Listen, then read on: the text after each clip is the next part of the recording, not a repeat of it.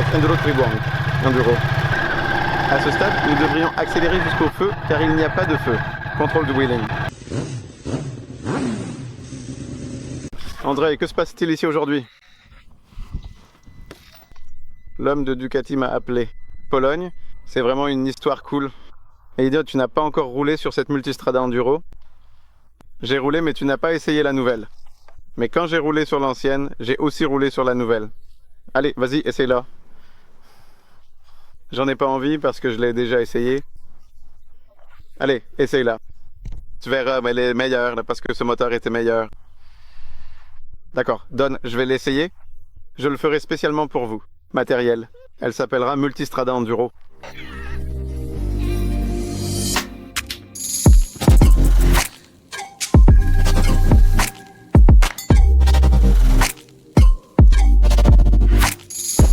Maintenant vient l'attention. Pourquoi est-ce stupide? L'idée de faire de l'enduro sur des motos Adventure haut de gamme? Eh bien, ce véhicule, ma chère, pèse environ 250 kg. Et imaginez que vous êtes seul. Tu n'es pas seul, je ne le ferai pas pour la vidéo.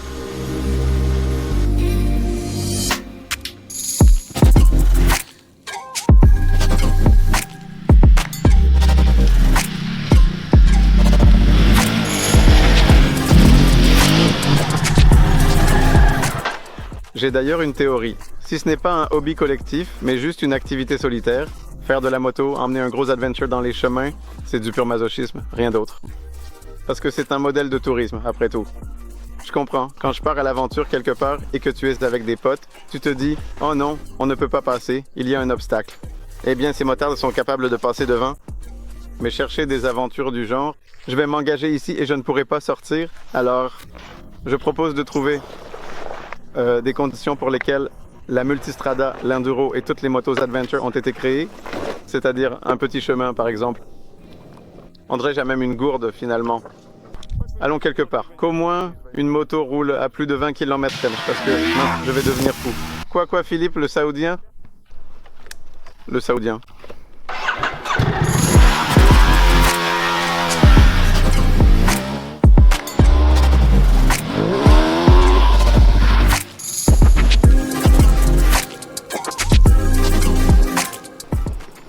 Andrzej, on doit partir, une tempête de sable approche.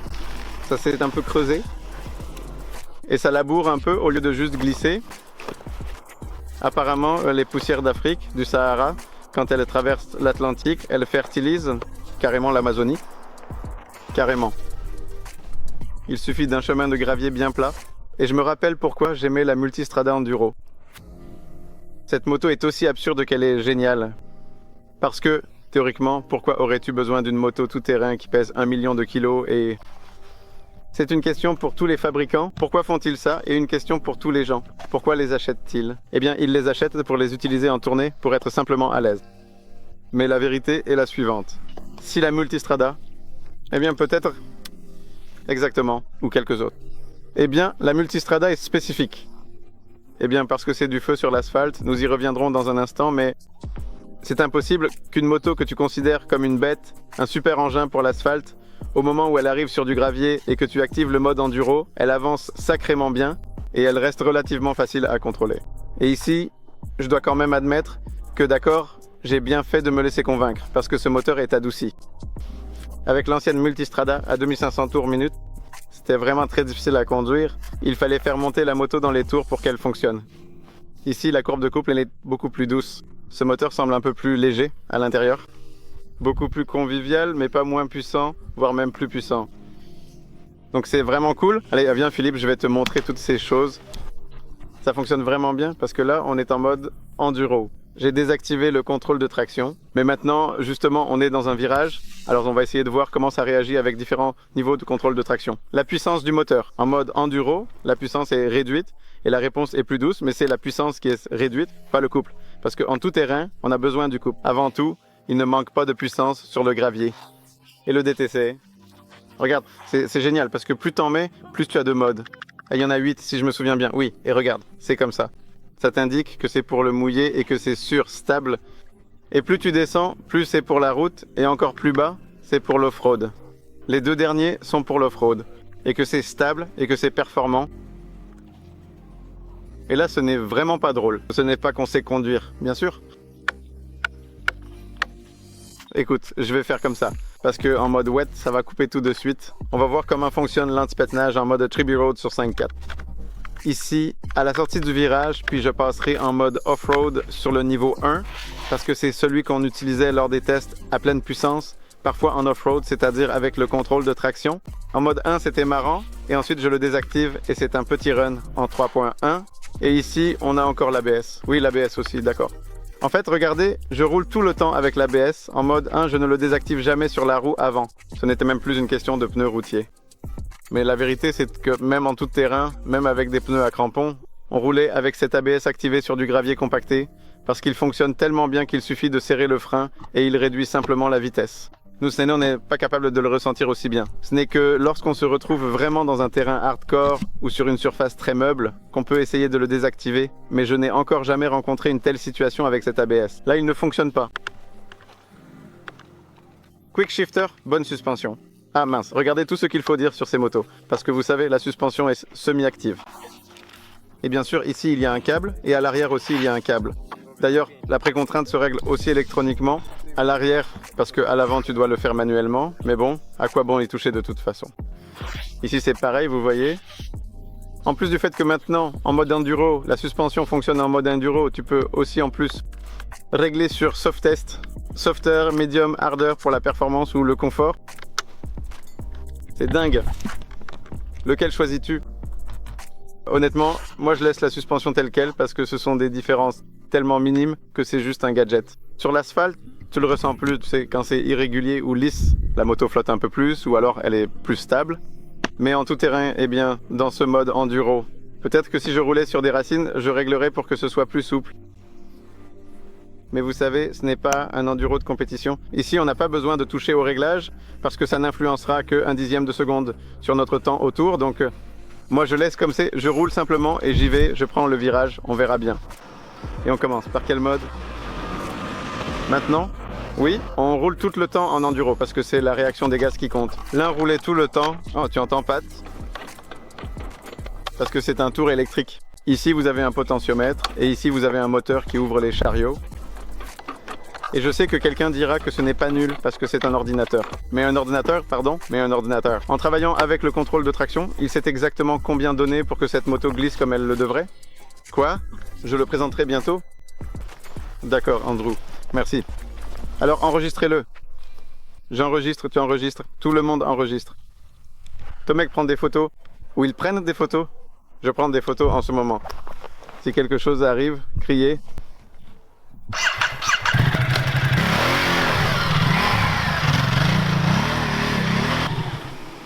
Je vais dire ça, j'étais excité et stupide parce qu'au début j'étais censé partir avec le contrôle de traction activé. Je dois admettre que c'est l'un des systèmes les plus faciles à utiliser. Mettons le contrôle de traction sur 4 au milieu.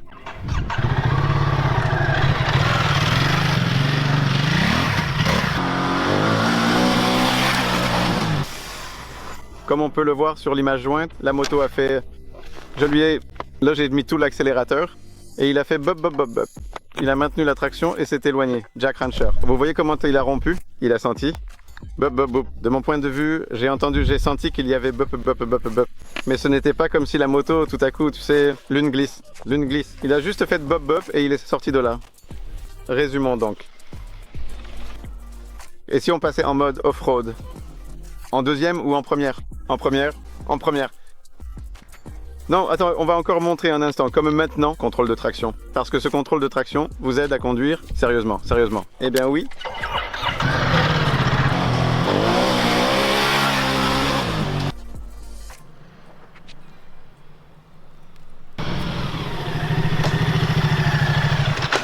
Eh bien, laissez-le dormir et dites-lui maintenant que le contrôle de traction est nul. Supposons. Je ne peux pas conduire. Faites. Oh, la moto a des pneus de route. Je ne peux pas rouler, je suis sur des pneus route. J'ai une moto qui a 140 Nm presque, 120 quelque chose. Je prends un virage, je fais un plastique et je vais de côté. Si je ne ferme pas l'accélérateur, bêtement, j'obtiens juste un pop pop pop parce que ça va de côté. Simple ou pas simple? Juste simple. Et avec le contrôle de traction, on peut même faire des donuts. On ne peut pas. On peut? Eh bien, oui.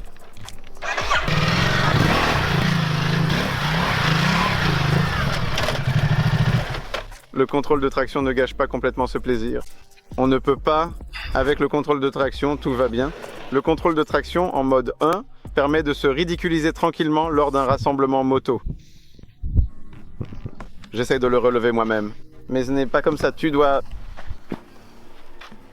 Parce que c'est dommage, celui-ci va l'entendre autrement. Non, il va soulever, à partir de là, ça va pousser. Mais regarde, c'est bien que tu as mis les feux de détresse. André maintenant, parce qu'il roule justement avec moi. Ah non, mère, vas-y.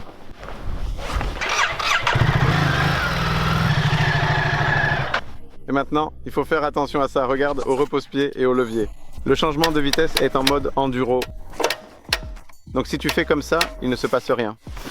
Si tu fais ici, tu as aussi un panneau en aluminium et il ne se passe pas grand chose non plus. C'est protège-main, je le sais par expérience en tout terrain. Si tu tapes un peu plus fort avec, il se casse. Alors peut-être montrons ce qui se passe quand tu désactives le contrôle du tracteur. Qui m'a mis les feux de détresse? Dégourdis-toi, il est resté longtemps couché. Il dit, oh mieux, allume-le toi-même. Je vais l'allumer moi-même, toi.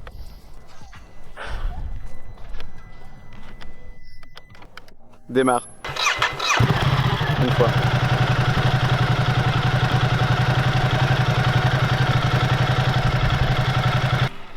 Bon, ça n'affecte pas la puissance. Montre-moi ce que tu fais.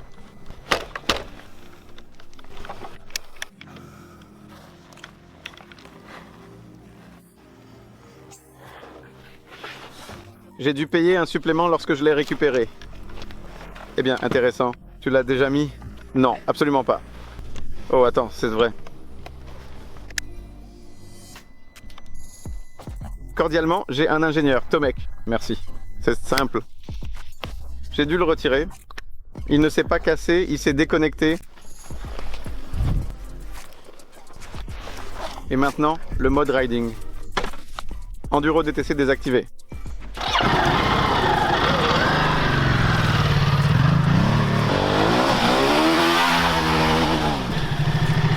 C'est verrouillé, le message est clair.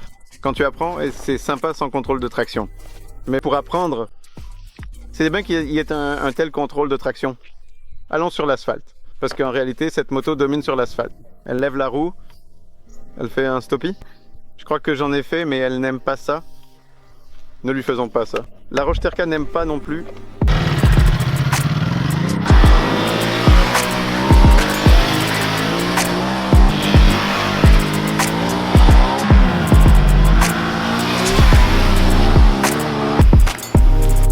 Et c'était quel mode? Le dernier, c'était le mode sport. On a dû le voir, non? Écoutez, c'est la vérité. La Multistrada était faite pour ça. Si tu achètes une Multistrada... Attends, où? À Varsovie, à Poznań. Pas à Tricity, car à Tricity, il y a des courbes.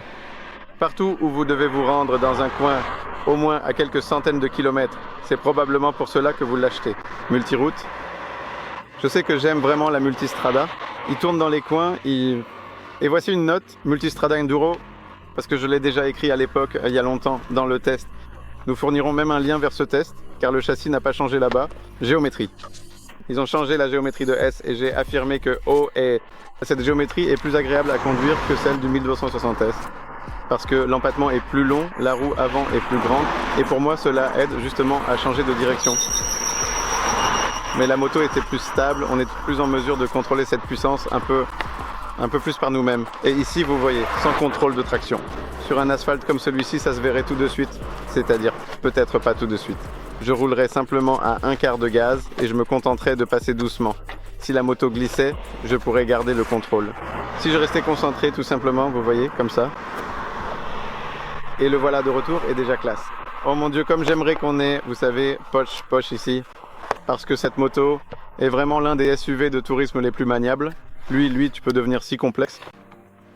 Peut-être que je peux déterrer quelques vidéos de ces 12 à partir de 1200, avec 1200 enduro. C'était en Sicile. Sérieusement, on roulait là-bas d'une telle façon que les valises étaient à ça de l'asphalte, tu vois. Ça m'énerve d'essayer d'être sarcastique envers Ducati, envers les gens qui travaillent chez Ducati et tout ça. Malheureusement, parfois je me trompe. Je râle que ces motos ne servent à rien et tout ça. et puis je monte dessus et je suis content, bordel, quand je roule avec. On pourrait dire que c'est un manque de cohérence de ma part, mais tu n'as pas fait de wheeling. Où ça? Si Tomek me trouve tout de suite une route où personne ne roule, je vous en ferai un. Je lui en ferai un. Tu nous en feras un? Oui, oui, j'en ferai.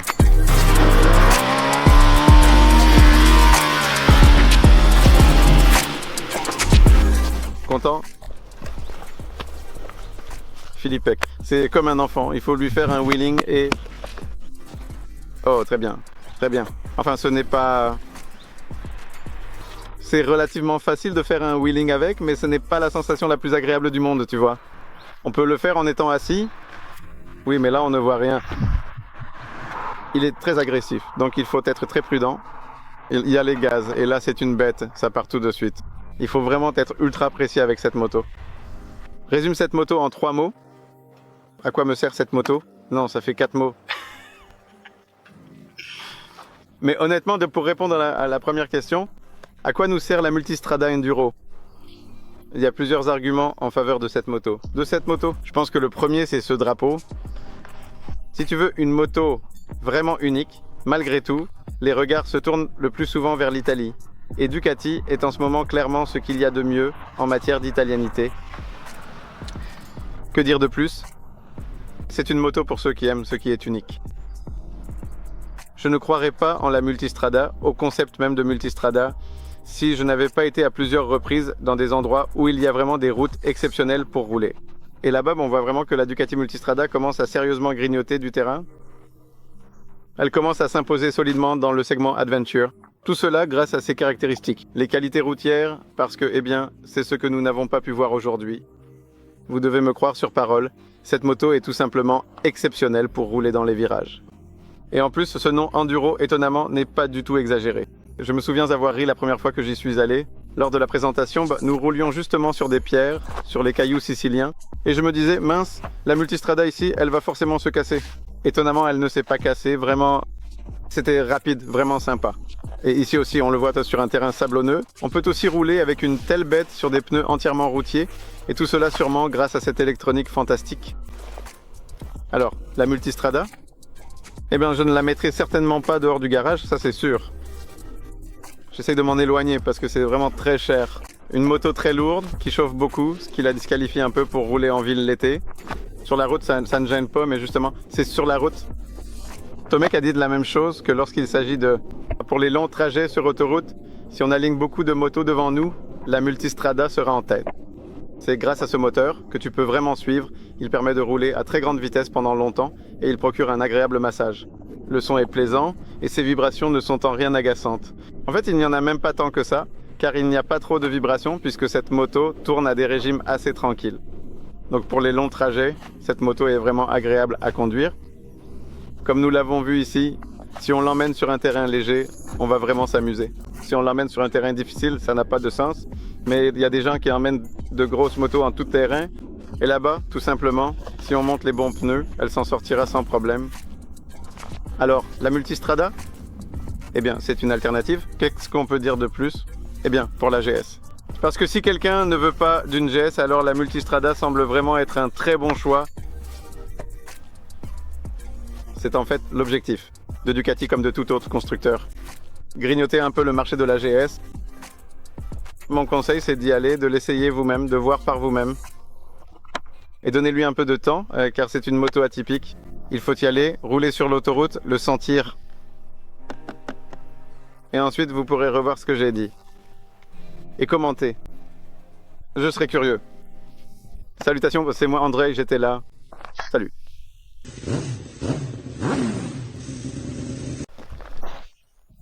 Oh, je ne l'ai pas fait. Bonjour, je ne l'ai pas fait. Salut, c'est moi André. Salut, c'est moi André. Comment ai-je pu oublier? Salut, c'est moi André. Parce que tu m'as surpris avec ces... Qu'est-ce que j'ai demandé? Au début de Sani, il y avait quelque chose? Il n'y avait pas. Salut, c'est moi André. Alors dis-le maintenant. Salut, c'est moi André et je suis en sueur.